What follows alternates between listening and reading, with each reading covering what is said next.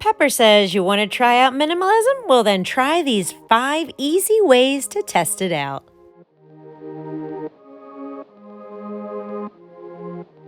Hello everyone and welcome back to Hoarder's Heart. On this episode, we're going to be going over 5 easy ways to start minimalism. If you are new to my channel, thank you so much for stopping by and checking me out. I'm a hoarder, but a recovering one at that. And I used to be a level 4 hoarder and now I'm a 2, working towards 1. So on this episode, we are going to be going over minimalism and 5 easy ways that we can start to see what that feels like. And this video is inspired by Dawn, the Minimal Mom. She created this video about a year ago, but it really inspired me to be like, you know what? Let's just give it a try. Let's just start where we are, try her minimalism tips, and see how it feels so we can start to feel good about minimalism and start to get excited about decluttering and having more open spaces. And if you would like to check out her original video, please check the link in the description box below. So without further ado, let's get started. Number 1 to 5 easy ways to start minimalism is clean off kitchen and bathroom counters. The goal here is that she wants visual simplicity on your countertops. And I have to admit, I am so thankful and grateful that we just recently cleaned out this bathroom. But let's go to the kitchen with Miss Pepper and see how the kitchen has been coming along. And I'm very happy to say that the kitchen's not bad at all. It's looking pretty good. And I'm actually especially happy that doing the dishes every night as an evening routine through my ADHD control journal is actually working. The dishes are clean. But on this video, we're focusing on countertop simplicity. And well, yeah, I got a few things on this countertop, like Tyler's paint cups and brushes. Now, he did clean them, but they don't belong here. We need to throw away these cups and put the brushes back where they belong. Next is this Easter egg cookie jar that I didn't even realize was still out. So we have to put that away. Next is this straw dispenser, and I really love it, but we've been phasing out plastic straws and replacing them, of course, with the metal straws that we already have. So moving forward, I'll be washing out this straw dispenser, and that's where we will keep our metal straws in. And as far as the banana rack goes, I might keep that off the countertop. We eat bananas, but not that often, like maybe once a month I'll buy them, so we'll just keep it away until we buy them. And now there's even less stuff on our countertop, giving us that visual simplicity that Minimal Mom spoke of and starting to feel more like a minimalist. Next on the list is simplify your wardrobe. Now, you all have seen me over the years go through thousands of clothes that I've hoarded throughout my entire life, and have been able to let go of hundreds of them at a time. So to me, those were steps forward to simplifying my wardrobe. Yeah, maybe it's not Project 333, maybe it's more like Project 888, but hey, we're moving in the right direction. So let's be in that energy of like, yeah, we're doing it and we can do this. And for today, we'll let go of these 2 articles of clothing. That way, we're continuing that momentum forward of living a more minimalistic lifestyle. Next on Dawn's list was limiting your dishes in the kitchen. And I know this is for quicker cleanups, quicker washing, because there are always dishes everywhere. And again, since I made so many decluttering videos, we've actually let go of a lot of dishes and pots and pans and Tupperware. So we're well on our way towards minimalism, except for the cups. I still have an emotional attachment to cups. I'm not really sure where that's stemming from, but that's okay because we can still make steps forward, like this glass right here. I can let this MSS champagne glass go. Same with this Christmas mug. It does not have to stay in here.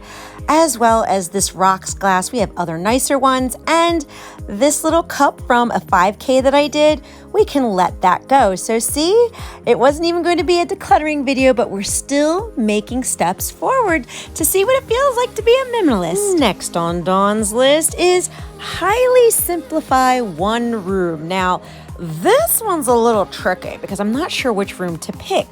The living room, but look at this. We had an 8th grade graduation and we had all the celebrations, and I'm proud that we kept the table clean, right? I mean, yeah, we have the grad stuff that will get put away, but there's no mail.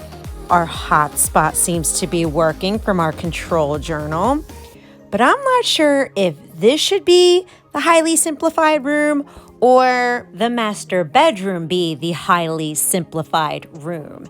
And my version of a highly simplified room is completely different than a traditional minimalist because I'm coming from hoarding disorder.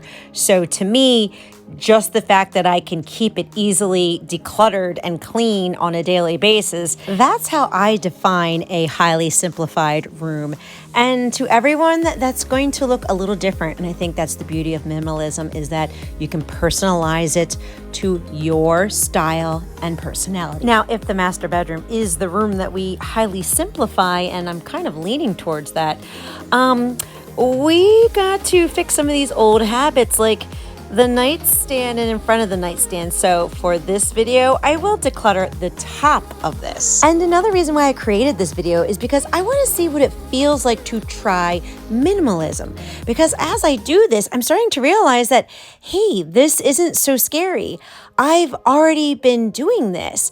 I'm already taking these steps, and it's making me more confident in my journey that maybe I can become a minimalist. Maybe I can live a more simplified lifestyle. And by doing this, it takes the panic, the anxiety, the fear away. And now look at this. We have a nice and much neater nightstand. And Dawn's last thing is highly simplified toys. Well. Isn't that ironic that she has that one? Because the toys was my biggest hurdle I got through. And this is in 2018 when I first started my decluttering journey, when I first was vulnerable, showed all the toys, and just wanted to start that change. And since then, we probably have decluttered 100, if not 1,000, honestly, of toys that have been in this house. I mean, I probably have at least 100 videos on this channel about the toys, like not even kidding, because the toys was the item that I had the most deepest emotional attachment to. Of course, that was from my past and my childhood and my bullying and being abused by a boyfriend in my teenage years. This was my coping mechanism for the stresses in life. This is what my mind, my nervous system, my body, this is what it knew what to do to self-soothe in times of struggle and hurt and pain. And it just built over the years, creating this coding of hoarding keeps me safe. But deep down inside, I knew it wasn't right, and I wanted to make a change for my children. And that's exactly what we did.